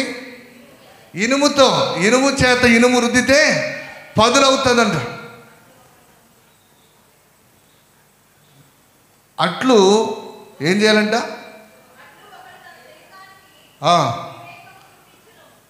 చూడండి, దేవుని మందిరానికి వచ్చినప్పుడు ఒకటి దేవునితో సహవాసం చేయాలి, రెండవది ఎవరితో సహవాసం చేయాలో తెలుసా? దేవుని సహవాసములో మనలను బలపరిచే వానితో సహవాసం చేయాలి. ఇనుముతోనే పదునవుతుంది, ఇనుముతోనే పదునవుతుంది. అలాగే ఒక క్రైస్తవ విశ్వాసి మరొక క్రైస్తవ విశ్వాసితోనే సహవాసము చేయాల. పెద్దలు ఒక మాట అంటారు, సన్నాసి రాసుకుంటే ఏం రాలేదంట. ఎందుకన్నారు ఆ మాట మనకు తెలియదు, కానీ సన్నాసి రాసుకుంటే ఏం రాలేదంట, బూడిద రాదు. ఎందుకని? వాళ్ళు సమాధులు ఉంటారు కదా, బూడిద రాసుకుంటూ ఉంటారు. వాళ్ళు రాసుకుంటే బూడిదే రాలేదు. ఎందుకని? వారి శరీరాల మీద ఉంది బూడిదే. ఈరోజు దేవునిలో ఎదగాలనుకున్న నీవు, దేవునిలో బలపడాలనుకున్నటువంటి నీవు, దేవుని నిత్య రాజ్యాన్ని స్వతంత్రించుకోవాలని ఆశ కలిగి ఉన్న నీవు ఎవరితో సహవాసం చేయాలంటే దేవునిలో బలపడిన వానితో, దేవునిలో స్థిరపడిన వానితో, దేవునిలో నిత్యము ఎదిగే వానితో సహవాసం చేయాల. అంతే కదా. నువ్వు స్కూల్కి పిల్లల్ని పంపిస్తున్నావు, నీ పిల్లోడిని పంపించినప్పుడు నువ్వేం చెబుతావు స్కూల్కి? ఎవరితో సహవాసం చేయమంట? ఆయన మీ క్లాసులో ఎవడైతే పనికి మాలోడు ఉంటాడో, మార్క్స్ రానోడు ఉంటాడో వాడితో సహవాసం చేయరా? వాడికంటే లీస్ట్ మార్కులు 0 మార్కులు తెచ్చుకోరని చెబుతావరా? ఏం చెబుతారు? మీ క్లాసులో బాగా చదివే వానితో సహవాసం చేయి, వానితో ఉండు, వానితో పాటు పోటీ పడు, వాడికంటే ఎక్కువ మార్కులు తెచ్చుకోవడానికి ప్రయత్నం చేయి. ఈరోజు చాలామందిలో అపవాది చొరబడతా ఉందండి. స్వతహాగా మనుషులు చాలా మంచోళ్ళండి, మానవుడు చాలా మంచోడు. మానవుల్లో పాపం లేదు అసలు. దేవుడు ఆదాము అవ్వను చేసినప్పుడు పాపం వచ్చిందా? వాళ్ళు పాపంలే, మంచిగానే చేశాడు. కానీ పాపపు పురుగు ఎక్కడో మనిషిలో ఉంది. చెద పడుతుంది తలుపుకి, ఎక్కడో ఒక మూలనే పడుతుంది. అదేం చేస్తుంది? ఓ పక్క నుంచి తినేస్తా వస్తుంది. ఈరోజు మనిషిని కూడా అలాగే తినేస్తుంది సాతాను. మనిషి స్వతహాగా మంచోడే, కానీ వాడి మెదడులోకి పురుగులాగా ఎంటర్ అవుతుంది. అది వాడి మెదడుని తొలిచేస్తా ఏం చేస్తుందంటే పక్క నుండి పాడు చేయడానికి ప్రయత్నం చేస్తుంది. తాను చెడిన కోతి ఏం చేస్తుందంట? వనమంతా చెడుస్తుందండి. ఈరోజు ఇలాంటి వాన్ని అపవాది సంఘాల్లో రేకెత్తిస్తూ ఉందండి. సంఘాల్లో, మన సంఘంలో కాదు, సంఘాల్లో, నేటి క్రైస్తవ ఆధ్యాత్మిక సంఘాల్లో ఎక్కడైతే దేవుని కార్యములు జరుగుతా, దేవుని ప్రసన్నత కనబడుతూ ఉందో ఆ చోట ఎక్కువగా అపవాది ఏం చేస్తుందంటే మనుషుల్ని ప్రేరేపింపజేసి వారిని పురుగొలుపుతూ ఉంది. అందుకని నువ్వెవరితో సహవాసం చేయాలయ్యా అంటే నీకంటే దేవునిలో బలంగా ఉన్న వారితో, నీకంటే దేవునిలో స్థిరంగా ఉన్న వానితో, దేవునిలో అనునిత్యము ఎదుగుతూ ప్రార్థనాపూర్వకముగా జీవించు వానితో నువ్వు స్నేహం చేయాలి. అందుకని నేను అంటాను, అందరికంటే శ్రేష్టమైన స్నేహితుడు ఎవరయ్యా అంటే యేసయ్య. నువ్వు యేసయ్యతో సహవాసం చేస్తే ఇక వెతుక్కోవాల్సిన పని లేదు. కాబట్టి ప్రతి దేవుని బిడ్డలారా, బైబిల్లో ఒక మాట ఉంది, ఎక్కడ 2-3 నా నామమున కూడి ఉందురో, ప్రార్థన చేస్తారు, కేకలు పెడతారు, కన్నీరు గారుస్తారని రాయబడలా. కూడి ఉందురో వారి మధ్య నేను ఉంటాను. మత్తయి సువార్తలో ఉంది కదా, 18వ అధ్యాయం 20వ వచనంలో, ఎక్కడ 2-3 నా నామాను. దేవుని ప్రసన్నత ప్రతి సహవాసంలో ఉంటుంది ఖచ్చితంగా. ఎందుకని చెబుతా ఉన్నానంటే, ఇక్కడ మనం ఎంతమంది ఉండొచ్చేమో, కానీ 2 మనస్సులు ఏకీభవించి ప్రార్థన చేస్తే, 2 మనస్సులు యేసు నామంలో ఏకీభవిస్తే వారి మధ్య ఎవరు ఉంటారు? దేవుడు ఉంటాడు. ఆయన చెప్పాడు, నేను ఉంటానయ్యా అని. కాబట్టి సహవాసం కోసం దేవుని సన్నిధికి వస్తున్నాం. దేవునితో సహవాసం చేయాలి. నీ స్నేహితుని నువ్వు ఒక వారం 10 రోజుల తర్వాత లేదా కొన్ని సంవత్సరాల తర్వాత, ఇప్పుడు గెట్ టుగెదర్ పార్టీలు ఎక్కువైపోయినాయి కదా, స్కూల్స్లో కాలేజెస్లో గెట్ టుగెదర్ పార్టీలు ఎక్కువైపోయినాయి. ఆ గెట్ టుగెదర్కి ఎంత దూరం ఉన్నా సరే, ఎంత బిజీ షెడ్యూల్ అయినా సరే ఆ రోజు వెళ్ళిపోతున్నాం. ఎందుకో తెలుసా? అమ్మో ఎప్పుడో కలిసాం మా స్నేహితుల్ని, కలవాలి, మాట్లాడాలి, చాలా మాట్లాడాలని. వారం రోజుల తర్వాత నీ స్నేహితుడిని యేసయ్యను కలుస్తున్నావే నువ్వు, ఎప్పుడైనా ఈ ఆతురత నీలో ఉందా? నా స్నేహితుడిని నేను త్వరగా కలుసుకోవాలా, నా స్నేహితుడిని యేసయ్యతో నేను త్వరగా మాట్లాడాలా, త్వరగా ఆయన మాట నేను వినాలా అనే ఆతురత నీలో ఉందా లేదా? ఒకసారి ఆలోచన చేద్దాం. రెండవది 27వ కీర్తన 4వ వచనంలో రాయబడి ఉంది. ఒకటి, దేవునితో సహవాసం చేయడానికి ఆయన మందిరానికి రావాలి. రెండవది ఇక్కడ అంటాడు, యెహోవా యొద్ద ఒక వరం అడిగి తిని దాన్ని నేను వెతుకుచున్నాను. యెహోవా ప్రసన్నతను చూచుటకును ఆయన ఆలయములో ధ్యానించుటకును నా జీవిత కాలం అంతయు నేను యెహోవా మందిరములో నివసింపగోరుచున్నాను అంటున్నాడు. రెండవది ఏంటో తెలుసా? దేవుని మాటలు వినడానికి రావాలి. ఎందుకు రావాలి? దేవుని మాటలు వినడానికి. మీరందరూ చాలా మంచోళ్ళు, చాలా జాగ్రత్తగా వింటున్నారు. కొన్ని సంఘాల్లో పక్కన గుసగుసలు అనమాట. అయ్యగారు వాక్యం చెబుతుంటే కామెంట్ చెబుతారు కొంతమంది. ఇక్కడ ఒక పాట పాడుతూ ఉంటే కామెంట్ చేస్తూ ఉంటారు. ఒక వ్యక్తి ప్రార్థన చేస్తుంటే కామెంట్ చేస్తారు. నేను ఒక సంఘంలో పనిచేస్తూ ఉన్నప్పుడు ఒక వ్యక్తి నా దగ్గరికి వచ్చి చెబుతూ ఉన్నాడు, తెల్లవారుజామున చెబుతూ ఉన్నాడు, అయ్యా మీరు వచ్చిన కాడ నుంచి నేను సంఘానికి రావాలి అనుకుంటున్నాను. నాకు తాగుడు అలవాటు ఉంది, నేను తాగుతాను. తాగుడు ఎలాంటి తాగుడు అంటే పడిపోయే వరకు తాగుతాను. నేను తాగుతానని మా ఊరోళ్ళందరికీ తెలుసు. కానీ కొన్నిసార్లు మీరు వాక్యం ఏంటంటే నాకు కూడా కాసేపు లోపలికి వచ్చి కూర్చొని వినాలి అనిపిస్తుంది. అలాగా ఒకసారి వద్దామని చూశాను, మీరు గమనించలేదు. నేను గేటు దగ్గరికి వస్తే అబ్బో ఈడు వస్తున్నాడే అన్నారు. ఏనా నువ్వు కూడా చర్చికి వస్తావా అందంట ఒక ఆమె. ఆ మాటలు నన్ను ఏం చేసినాయో తెలుసా? చర్చి మొహం చూడకుండా చేసినాయి అయ్యా, అందుకని నేను రాలేకపోతున్నాను అన్న. ఈరోజు చాలామంది దేవుల్లో బలపడదామని ప్రయత్నం చేస్తూ ఉంటే కొంతమంది అవహేళన చేస్తూ ఉన్నారు. మనం సపోర్ట్ చేయాలి కదండి. చదువు రానివాడికి టీచర్ ఏం చేస్తుంది? చదువు నాన్న, నువ్వు కష్టపడితే ఖచ్చితంగా మంచి ఫలితం వస్తుంది అని వాడిని ప్రోత్సహించి చదువు రాని మొద్దులందరినీ ర్యాంకర్స్ చేస్తారు టీచర్స్. అలాగే ఒక క్రైస్తవ విశ్వాసి క్రీస్తుని తెలుసుకుని, క్రీస్తుని నమ్మి, క్రీస్తులో ఎదగాలని ఆశ కలిగిన ఒక వ్యక్తి ధైర్యం చేసి ముందుకు వస్తే, నువ్వు వారిని కించపరిస్తే, నువ్వు వారిని అవమానపరిస్తే, నువ్వు వారికి అవకాశం ఇవ్వకపోతే వాళ్ళు ఎలా ఎదుగుతారు? ఇంకా ఎదుగుతారా? ఏమా ఒక వ్యక్తి పాట పాడుతూ ఉంటే నువ్వు నవ్వుతా ఉన్నావు అనుకో, రెండోసారి పాట పాడడానికి నిలబడతారు వాళ్ళు. అంటే నీకు తెలియకుండానే నువ్వేం చేస్తున్నావు? ఒక వ్యక్తిని దేవునికి దూరం చేస్తూ ఉన్నావు. మనం ఎందుకు వస్తున్నామయ్యా అంటే దేవుని మాట వినడానికి వస్తున్నాం. ఎందుకు వస్తున్నాం? దేవుని మాట వినడానికి.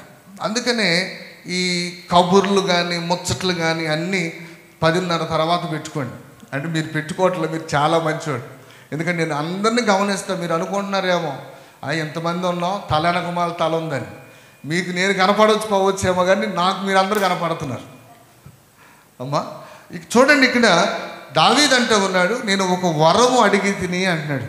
ఏమడిగాడంట? వరం. అయ్యా, నిన్ను ధ్యానించడానికి, నీ ఆలయములో ఉండటానికి నాకు వరం ఇవ్వయ్యా అన్నాడంట. ఎంత గొప్ప మాట అండి.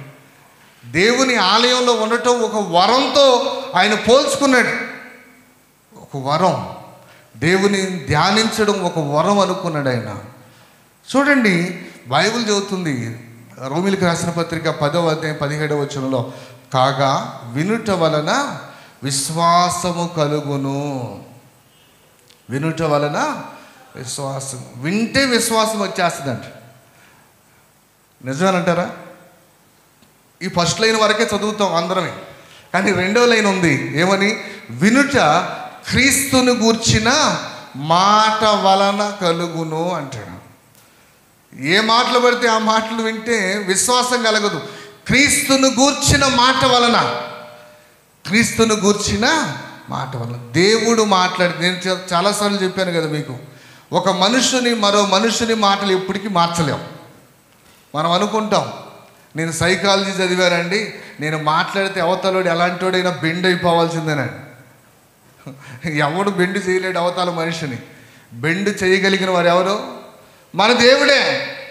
అందుకని మనుషుని మాటలు ఎప్పుడు వేరొకని మార్చలేవు. దేవుడు మాట్లాడితే మారుస్తాడు. దేవుడు మాట్లాడితే వానికి మార్పు అనేది కలుగుతుంది. ఇక్కడ అదే అంటాడు, క్రీస్తును గూర్చిన మాట వలన మాత్రమే విశ్వాసం అనేది కలుగుతుంది. కాబట్టి ఒకసారి ఆలోచన చేద్దాం, విశ్వాసులు అని పిలువబడుతున్న మనలో విశ్వాసం ఉందా లేదా?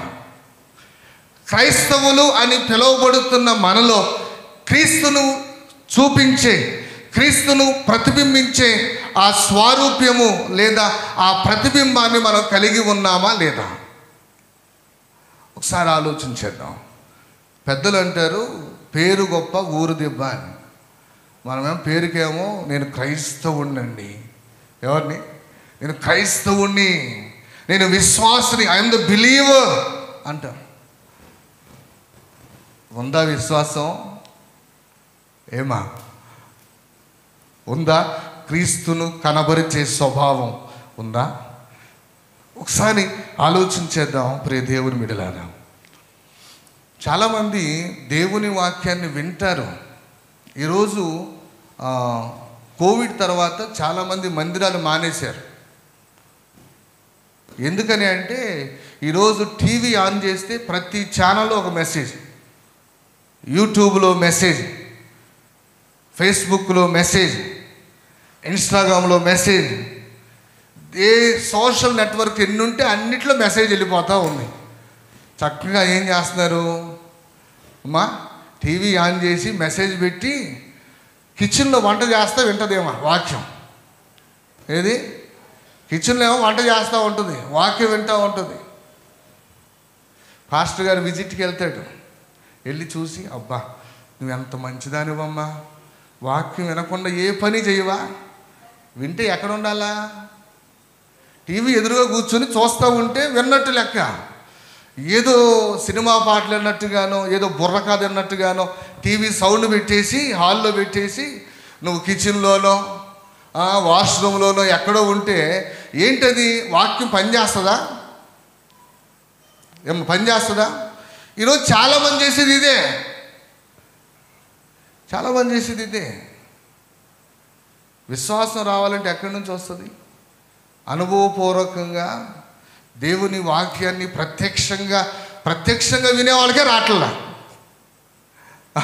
ఎదురుగా ఉండి చెబుతా, అరే బాబు మీరు రక్షించబడండి ఏడ్చి సేవకులు చెబుతుంటేనే మారట్లా. ఆ కాసేపు ఏడ్చేసి అమ్మాయ అయిపోయింది అనుకుంటున్నాం. ఇక టీవీలో చెప్పే వాళ్ళకి ఇంకేముంది చెప్పండి? ఒకసారి ఆలోచన చేద్దాం ప్రియ దేవుని బిడ్డలారా. ఎందుకు మనం దేవాలయానికే రావాలి, ఎందుకు ఇక్కడే మనం వాక్యం వినాలంటే చూడండి 11వ కీర్తన 4వ వచనంలో ఈ మాట రాయబడి ఉంది.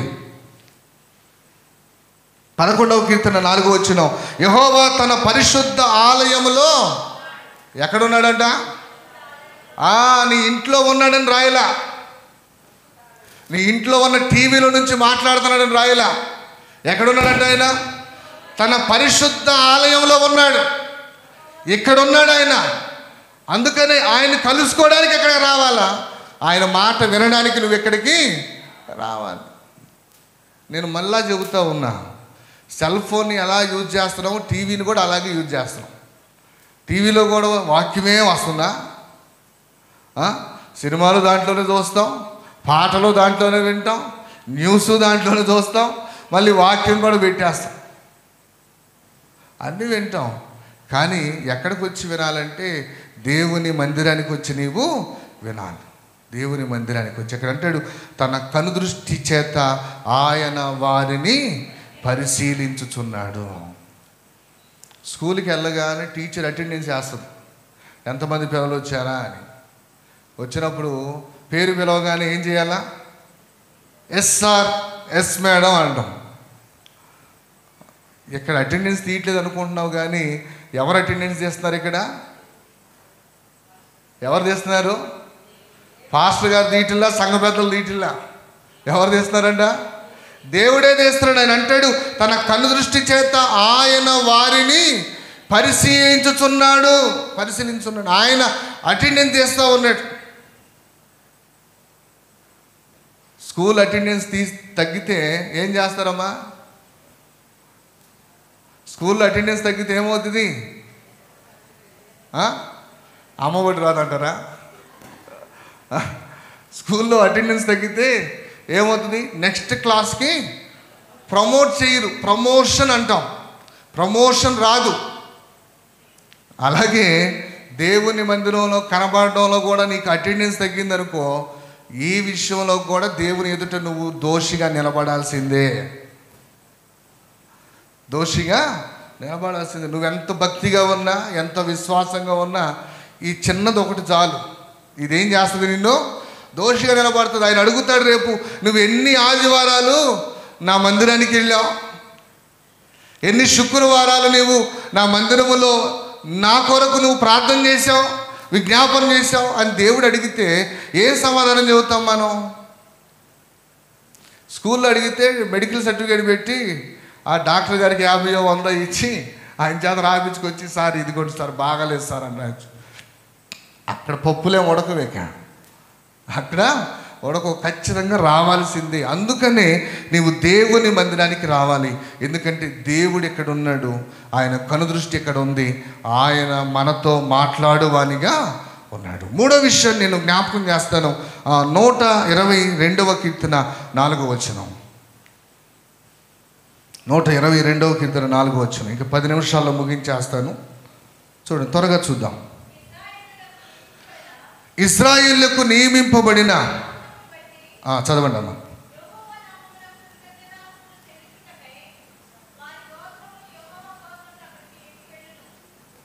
చాలమ్మా. మూడవది, దేవునికి కృతజ్ఞతాస్తుతి చెల్లించడానికి. దేనికోసం? దేవునికి కృతజ్ఞతాస్తుతి చెల్లించడానికి. ఎవరైనా ఆపద సమయంలో, అవసరత కలిగినప్పుడు మనకు ఏదైనా సహాయం చేశారనుకోండి, సహాయం చేసిన వానికి కృతజ్ఞత చెప్పాలి. ఎలా చెబుతాం?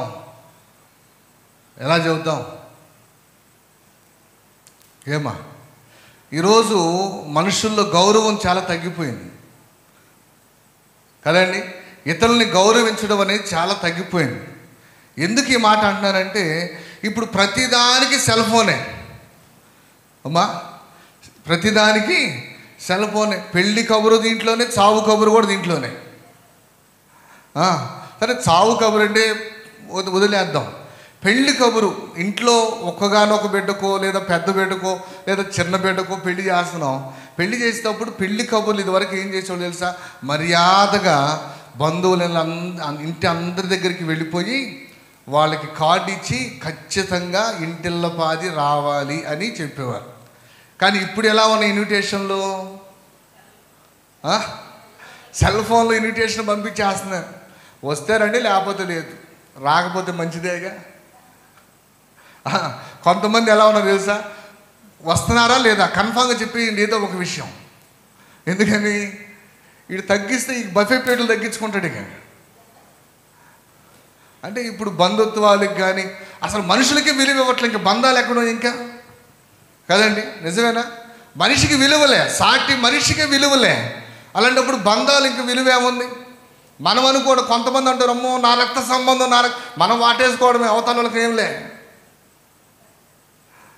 చూడండి, ఎందుకు దేవుని మందిరానికి వస్తున్నామయ్యా అంటే వార దినాలంతా దేవుడు నిన్ను కాపాడి నీ ప్రయాణాల్లో తోడుగా ఉండి, నీ ఉద్యోగంలో తోడుండి, నీ బిడ్డల పట్ల తోడుగా ఉండి, నీ కుటుంబానికి క్షేమాన్ని ఇచ్చినందుకు, నీ కుటుంబానికి ఆరోగ్యాన్ని ఇచ్చినందుకు, నిన్ను పోషించినందుకు నీవు కృతజ్ఞతాస్తుతులు చెల్లించడం కోసం ఎక్కడికి రావాలంట?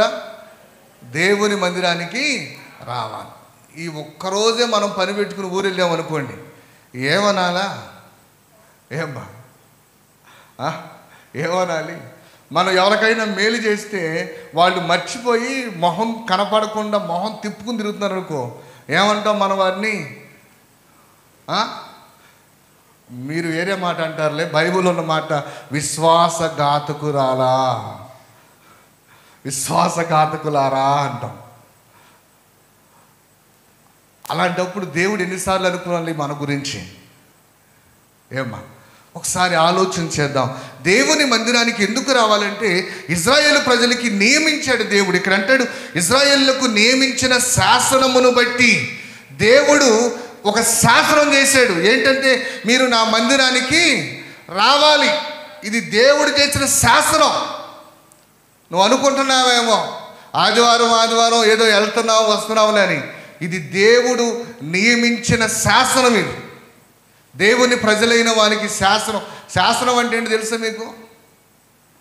స్థిరస్థాయిగా స్థిరముగా ఉండున్నది అని అర్థం. శాసనమును ఎవరు మార్చలేరు, శాసనాన్ని మార్చలేరు. దేవుడు శాసనం చేశాడు, మీరు కృతజ్ఞతాస్తుతులు చెల్లించడానికి నా దగ్గరికి రండి రండి.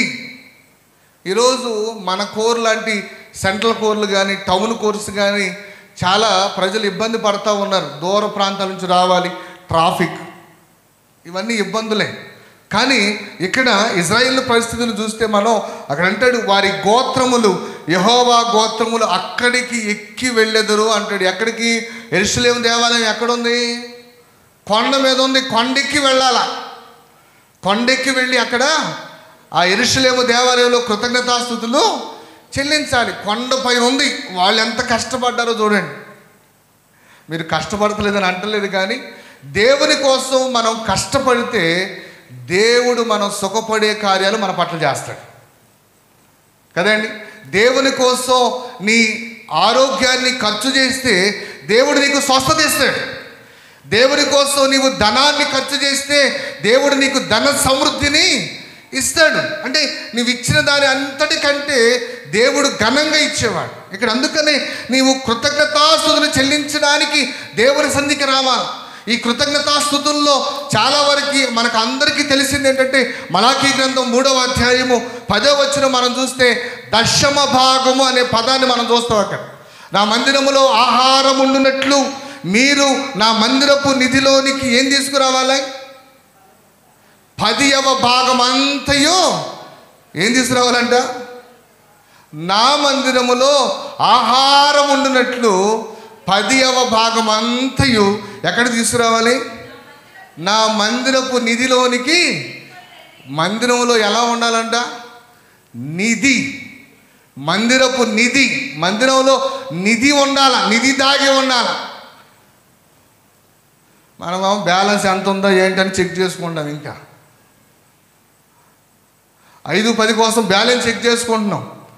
దేవుని మందిరం ఎలా ఉండాలంటే నిధిగా ఉండాలి. ఈరోజు మన సంఘాన్ని గురించే కాదు కానీ యావత్ క్రైస్తవుల గురించి నేను మాట్లాడుతూ ఉన్నాను. దశమ భాగము దేవుని సొత్తు. మీరు చదవండి మలాకీ గ్రంథం 3వ అధ్యాయము 8వ వచనం అంటాడు, మానవుడు దేవుని యొద్ద దొంగిలునా. మానవుడు దేవుని యొద్ద దొంగిలునా. నీ దగ్గర ఎవరైనా దొంగతనం చేస్తే నువ్వు ఒప్పుకుంటావా? నీ జేబులో పెన్ను రాయడానికి తీసుకుని ఇవ్వకపోతే ఒప్పుకుంటా? ఏమా, నీ జేబులో పెన్ను రాయడానికి తీసుకుంటే వేరే వాళ్ళు ఆ బ్యాంకు దీనికి వెళ్ళాం, పెన్ను అడిగారు అనుకోండి, ఇస్తాం. తీసుకుని ఇవ్వకపోతే అక్కడే ఉంటాం, మన పని అయిపోయినా కూడా. ఈ పెన్ను ఎంత ఉంటుంది? 10 రూపాయలే ఉంటుంది. ఇది పెద్ద కాస్ట్ ఏం కాదు, పోతే పోయింది అనుకుంటే ఓకే. కానీ ఇదైనా పర్లా, 5 రూపాయల పెన్ను కోసం కూడా నిలబడతాం, ఎప్పుడు రాసేస్తాడా అని. ఇక్కడ అంటాడు, ఆయన అంటూనే ఉన్నాడు, అయితే మీరు నా యొద్ద దొంగిలితిరి. ఏం చేస్తున్నారంట దేవుని దగ్గర? ఏమ్మా, ఎంత దారుణం ఇది. దేవుని దగ్గర దొంగతనం చేస్తే దేవుడు ఒప్పుకుంటాడా? ఒప్పుకుంటాడా? నీవే ఒప్పుకోవట్లేదే, దేవుడు ఎలా ఒప్పుకుంటాడు? దేవుని సొమ్ము కదా అది. ఈరోజు ఒక ప్రశ్న ఎవరికి వారికి, నేను నా దశమ భాగాన్ని నా దేవునికి ఇస్తున్నానా లేదా? నా దశమ భాగం అనే దానికంటే దేవుని భాగం అనండి, బాగుంటుంది. గుండె మీద చేసుకుని నేను నా రాబడి అంతటిలో, లేవియాకాండం మీరు చదివితే లేవియాకాండంలో రాస్తాడు ఏమనంటే, మీ భూఫలములోను అన్నిట్లో రాస్తాడు. అన్నిటిలో నీకు కలిగిన సమస్తములో దశమ భాగం ఎవరిది? దేవునిది. మనకి రక్షణ సైన్యం నేర్పించిన అలవాటు చాలా గొప్పదండి. ఈరోజు మనం టెక్నాలజీ పెరిగిందని అభివృద్ధి చెందామని కొన్ని వదిలేస్తూ ఉన్నాం. రక్షణ సైన్య సేవకులు విశ్వాసులకు ఏం నేర్పించారో తెలుసా? అమ్మ, నువ్వు అన్నం వండుకునేటప్పుడు ఏం చేయాలా? నీ గిన్నెలో నీ కుటుంబం కోసం బియ్యం వేస్తావే, ఆ బియ్యములో ఒక పిడికెడు బియ్యాన్ని ఏం చేయాలా? దేవుని సేవకుని కోసంది, దేవుని కోసంది. ఎంతమంది చేస్తున్నారు ఇప్పుడు? పెరిగిపోయింది. ఇంకోటి ఏంటంటే, ఇప్పుడు సేవకులు కూడా తినేవాళ్ళు లేరు. వీళ్ళకు కూడా కేజీ 60 రూపాయల బియ్యం కావాలి. అందుకని ఇచ్చిన వాళ్ళు తినరులని మనం ఇవ్వటం మానేసి. కానీ నేనంటాను, మనం ఏ స్థితికి వెళ్ళినా మన ప్రారంభ స్థితిని మర్చిపోకూడదు. మన ప్రారంభ క్రైస్తవ ఆధ్యాత్మిక అలవాట్లని మనం మర్చిపోకూడదు. ఈ అలవాట్లు మనకు కావాలా? ఇక్కడ మీరు గమనించండి, దశమ భాగము దేవునికి ఇవ్వాలా, కృతజ్ఞతార్పణ, చాలా రకాల కానుకలు ఉన్నాయి. లేవియాకాండం, సంఖ్యాకాండం మీరు చదివితే, బైబిల్ చదివితే ఇవన్నీ బయటకు వస్తాయి. కొంతమంది బైబిల్ జ్ఞానం కలిగిన వారు కూడా ఇవ్వలేరు. ఎంత జీతం వచ్చినా కూడా వీళ్ళు ఇచ్చే దశమ భాగం 1000 రూపాయలే. ఇంకా సంఘం వెనక మేర పెరిగింది. ఏమా, దేవుని నిధి, దేవుని సన్నిధి ఒక నిధిలాగా ఎలా మారుతుంది? ఒకసారి ఆలోచన చేద్దాం ప్రియ దేవుని బిడ్డలారా. ఇక్కడ అంటాడు, నా మందిరములో ఆహారం ఉండినట్లు 10వ భాగం అంతయు మీరు నా మందిరపు నిధిలోనికి తీసుకుని రండి. దీని చేసి మీరు నన్ను శోధించిన ఎడల నేను ఆకాశపు వాకిండ్లను విప్పి పట్టజాలంత విస్తారమైన దీవెనలు కుమ్మరిస్తా. నువ్వు దశమ భాగం ఇచ్చి దేవుణ్ణి అడుగు, దేవునికి ఇవ్వవలసింది నువ్వు ఇవ్వు. బైబిల్ ఉంది కదా, ఇచ్చి శోధించండి అంటాడు. ఏం చేయాలంట? ఇచ్చి శోధించండి. ఇచ్చి శోధించాలి. ఒక యవనస్తుడు వచ్చి అంటాడు, అయ్యా నిత్య జీవానికి వెళ్ళడానికి నేను ఏం చేయాలంటే, అసలు నువ్వేం చేసావురా బాబు అంటే అంటాడు, అన్నీ ఇచ్చానయ్యా, దశమ భాగాలు ఇచ్చాను, మొక్కుబడి కానుకలు ఇచ్చాను, దేవుని మందిరానికి వెళుతూ ఉన్నాను అని. అంటే అన్నీ ఇచ్చినా కూడా ఇవ్వవలసింది ఒకటి ఉంది. ఏంటది? హృదయం. నేను మరొక మాట కూడా అంటున్నాను, దశమ భాగం దేవుని సొత్తు, అది దేవునికి ఇవ్వాలి. రెండవది, ఎన్ని ఇచ్చినా కూడా హృదయం ఇవ్వకపోతే వాటికి ఉపయోగం లేదు. వాటికి ఉపయోగం లేదు. సమయంలో దశమ భాగం దేవునికి ఇవ్వాలా? సమయంలో కూడా దశమ భాగం ఎవరికి ఇవ్వాలి? దేవునికి ఇవ్వాలి. రోజుకి 24 గంటలు, అంతేనా? ఎంత సమయం దేవునికి ఇవ్వాలి మనం? అమ్మా, 24 గంటల్లో ఎంత సమయం ఇవ్వాలి దశమ భాగం అంటే? 2 గంటల 40 నిమిషాలు. కనీసం 40 నిమిషాలన్నా దేవునికి ఇస్తున్నాం మనం. ఏమ్మా ఇస్తున్నామా? అంటే సమయంలో దశం భాగం దేవునికి ఇస్తున్నాం, ఆదాయంలో దశం భాగం ఇవ్వట్లేదని నేను అంటలే. ఎందుకంటే మీ లెక్కలు నాకు తెలియదు, నేను చూడట్లా, వాళ్ళకి తెలుసు. హృదయాన్ని మనం దేవునికి ఇస్తున్నామా లేదా ఒకసారి ఆలోచించేయండి. మరొకటి కూడా నేను చెబుతాను. హెబ్రీయులకు రాసిన పత్రిక 7వ అధ్యాయము 5వ వచనంలో దేవుడిచ్చిన వాగ్దానం ఏంటంటే, లేవీ గోత్రం వారికి దేవుని మందిరానికి వచ్చిన దాన్ని తినే అధికారం ఇచ్చాడు.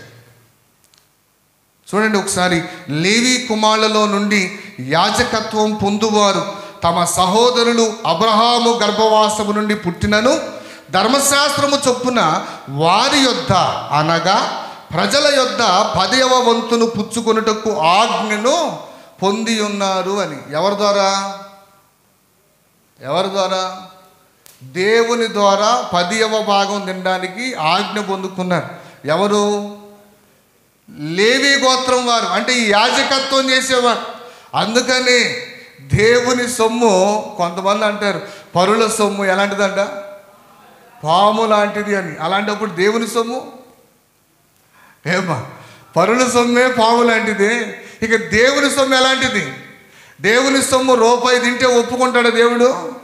రూపాయికి 10 రూపాయలు లాగుతాడు. ముక్కు పిండి వసూలు చేయడం అంటారే, ఈయన ముక్కే కాదు మన మొత్తాన్ని పిండేస్తాడు. చూడండి ప్రియా దేవుని బిడ్డలారా, దేవుని సన్నిధికి మనం ఎందుకు వస్తూ ఉన్నామంటే, ఒకటి దేవునితో సహవాసం చేయడానికి, రెండవది దేవుని మాటలు వినడానికి, దేవుని మాటలు ధ్యానం చేయడానికి, మూడవది దేవునికి కృతజ్ఞతాస్తుతి చెల్లించడానికి. అది మొక్కుబడి రూపంలో కావచ్చు, దశమ భాగం రూపంలో కావచ్చు, సాక్ష్యం రూపంలో కావచ్చు. ఎలాగైనా సరే నీవు ఖచ్చితంగా దేవునికి కృతజ్ఞతాస్తుతి చెల్లించాలి. కాబట్టి ప్రియ దేవుని బిడ్డలారా, ఒకసారి మనం ఆలోచించేద్దాం, ఈ మూడింటిని మనం కలిగి ఉన్నామా లేదా?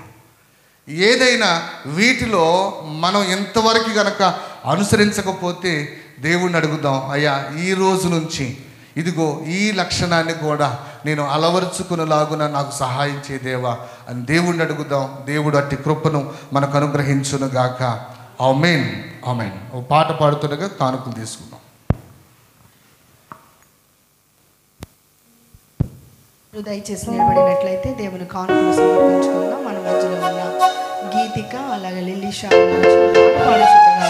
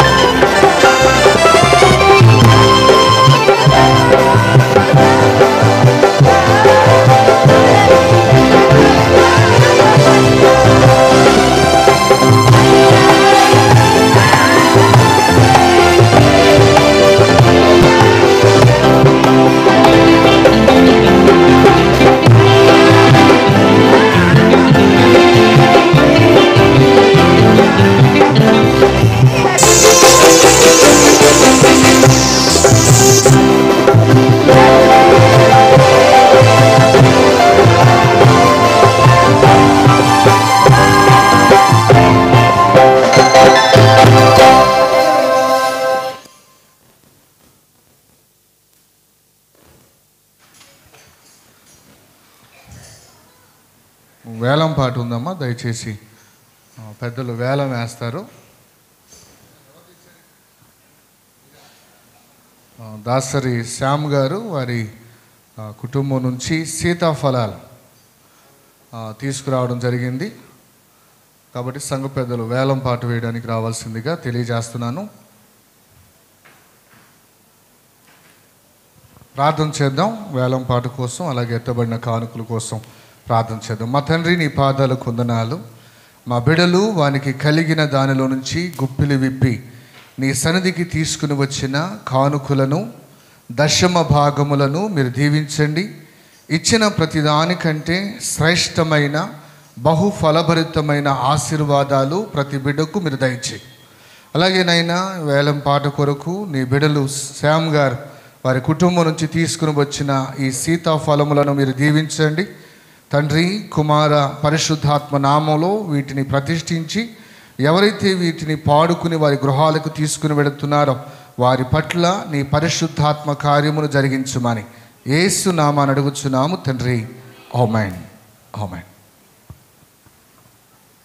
సగం పాట 50 రూపాయలు, 100 రూపాయలు, 150, 200, 200, ఒకటోసారి 200, 300 మాస్టర్ పాట, 300, 350, 350, 400 షాంపర్ పాట, 400, ఒకటోసారి 400, రెండోసారి 400, 450, రేణగారి పాట 450, 500 టీసీ గారి పాట 500, ఒకటోసారి 500, 500, రెండోసారి 500, మూడోసారి 500.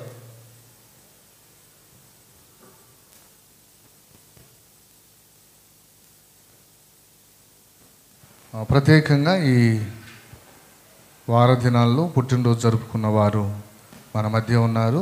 వారు సిద్ధపడండి. ఈలోపు ట్రెజర్ గారు కానుకల వివరాలు తెలియజేస్తారు.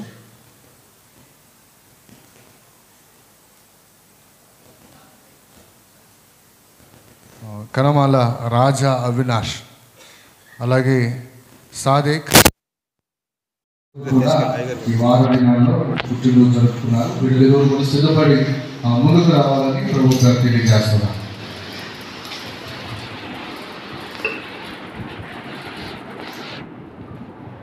ఈరోజు వచ్చినటువంటి వివరాలు తెలియజేస్తున్నాను. గమనించండి.